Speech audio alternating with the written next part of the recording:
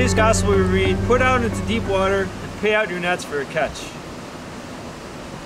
Christ challenged Peter to put out into deep water. He had fished all night. He was tired. But Christ pushed him out of his comfort zone. And the catch was amazing.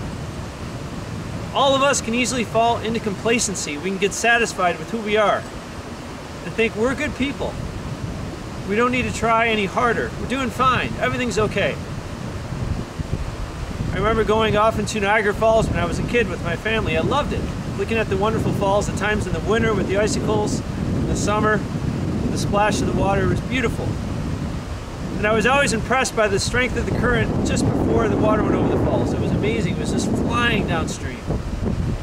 And I think often that's what we're in as human beings. We are in that current.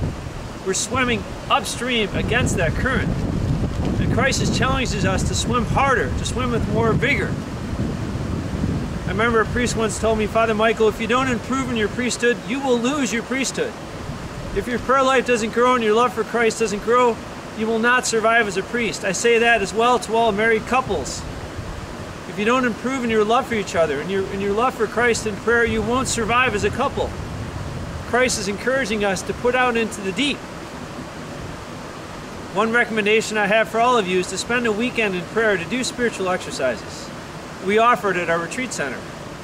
It's the best thing to spend a weekend with Christ, to talk to Christ, allow Him to talk to you, to come up with a plan of attack so you can get out of that retreat house and attack the water and swim into the current and not be afraid of leaving your complacency and your comfort zone.